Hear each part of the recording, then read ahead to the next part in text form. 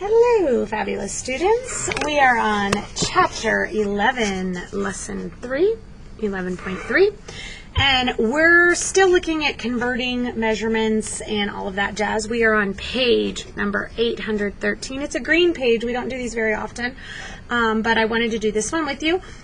If you see these three boys comparing their heights, you can see that. That's what we're going to be doing today.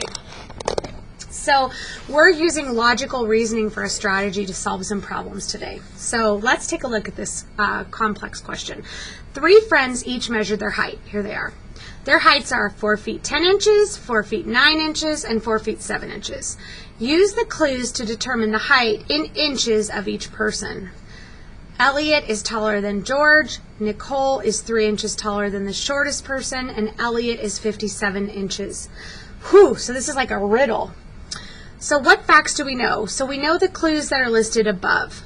We know Elliot is taller than George, Nicole is 3 inches taller than the shortest person, and Elliot is 57 inches tall. What do we need to find? We need to find the height of each person. So we're going to use logical reasoning to try and find the height of each person. First thing we're going to do is we're going to solve. We know that somebody's 4 foot 10 inches, somebody's 4 foot 9 inches, and somebody's 4 foot 7. So there's 12 inches in every foot. So we did 4 feet times 12 inches, 10 inches, 4 feet 10 inches, so 48 plus 10 is 58 inches. Someone else is 4 feet, 4 times 12 is how many inches it is, plus 9 inches, 48 plus 9, someone's 57 inches. And then 4 feet is 48 inches plus 7. 48 inches plus 7. Someone's 4 foot 7. So that's 56 inches. Now, let's take a look at what we know. We know, go back up to our clues, we know Elliot is 57 inches tall. So Elliot is 57 inches tall. It gave us that one already. It tells us that Elliot is taller than George. Elliot is taller than George. So he's taller than this person. So this must be George. George is 56 inches tall. So Nicole must be this one, 58 inches taller. And we can check our work to see if it's reasonable. Is Nicole 3 inches taller than the shortest person? Mrs. Bodell added this wrong. This is 55. Whoopsies, 55 inches. Is she 3 inches taller, 55 to 58? Yes. So my clues match up. She is taller. Okay, let's turn the page. We're going to look at some another type of clue like this. 3 dogs are sitting in a line. Rocky is not last. Coco is in front of the tallest dog. Marley is sitting directly behind Rocky. List the dogs in order from first to last. So what facts do we know? So we know that Rocky is not last. Coco is in front of the tallest dog. Marley is sitting behind Rocky. Marley is sitting behind. What do we need to find? The order of the dogs. The order of the dogs. And now let's plan. Let's use logical reasoning.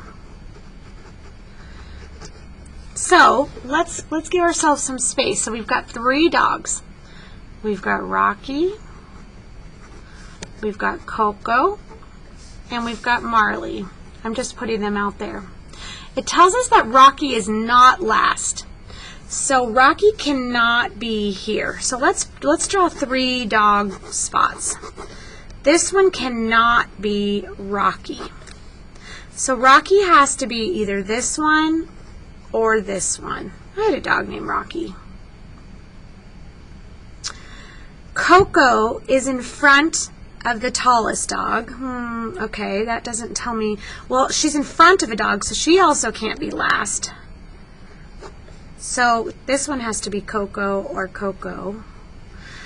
And then Marley is sitting behind Rocky. Ooh, Marley is sitting behind Rocky. So Marley, let's see, Marley is sitting behind Rocky. So that can't be Rocky. So this could be Marley. This has to be Marley because it can't be anybody else.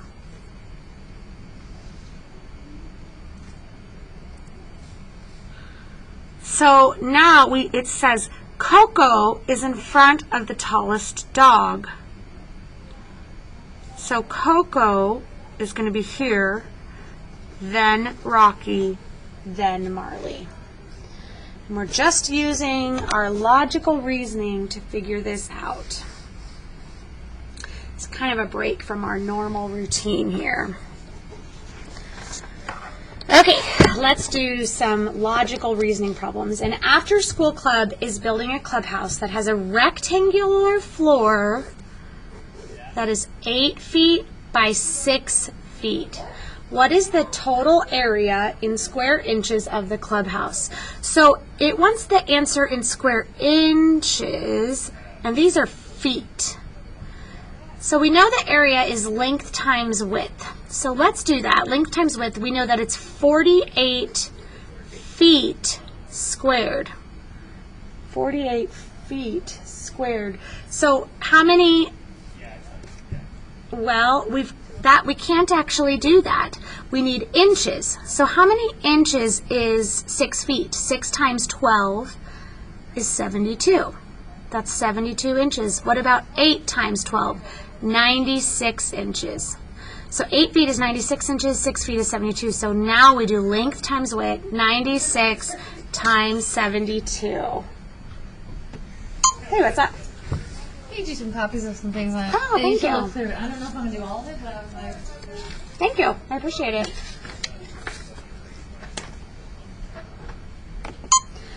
So now I'm going to do my 96 times 72. 2 times 6 is 12. 2 times 9 is 18 plus 1 is 19. I'm done with my ones. I cross it off and immediately write my 0. 7 times 6 is 42. 7 times 9 is 63 plus 4, 63, 64, 65, 66, 67. Now I add 2 plus 0 is 2, 9 plus 2 is 11, 7, 8, 9, 6,912 square inches. Whew! That's a big area. Now you'll notice if we did 48 times 12, we had our answer in feet. Let's see if it works. Do you see how it didn't work here? Because actually, see how at 576, you can't just multiply it times 12 at the end? That's because let's imagine every foot is 12 by 12. It's actually got 144 square inches in it. So we have to multiply them at the beginning. Okay, let's do a couple more of these and then I'll give you guys a break. There is a red, green, and yellow bulletin board hanging in the hallway. All the bulletin boards are rectangular with a height of 4 feet. Their lengths are 6 feet, 5 feet, and 3 feet. The red bulletin board has the largest area. The yellow one has the smallest area. What is the area of the green bulletin board? So, we've got bulletin boards. They're all 4 feet tall. So, this one's 4 feet tall, and its length is 6 feet. This one's 4 feet tall, and its length is 5 feet. And this one's 4 feet tall, and its length is 3 feet. The red bulletin board has the largest area. So which one is going to be the largest area? Well, length times width. So 6 times 4 is 24. 5 times 4 is 20. 3 times 4 is 12. So the red one has the largest area.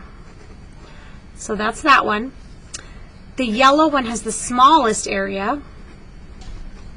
What is the area of the green? Well, this must be the green, so the area is 20 square feet.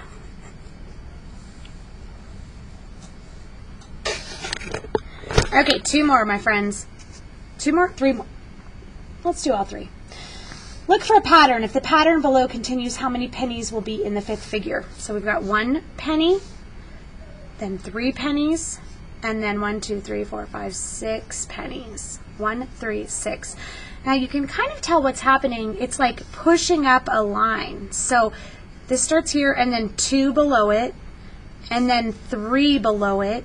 And so the next one would probably be 1 at the top, 2, 3, and then the next line, which would be 4. So how many would be in the next one? 1, 2, 3, 4, 5, 6, 7, 8, 9, 10. 10 pennies.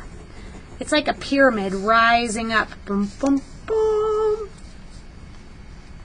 A cafeteria table has an area of 21 square feet. Here's the table. It's not told us the dimensions, but it's told us that the area, something times something, gave us 21. So maybe 3 times 7, something like that. If 3 tables are pushed together, what is the combined area? So we're just going to add 21 plus 21 plus 21. Repeated addition is also multiplication, so you can do 21 times 3 tables. Or you can add 21 plus 21 plus 21. You'll get the same answer. The total area is 63 square feet.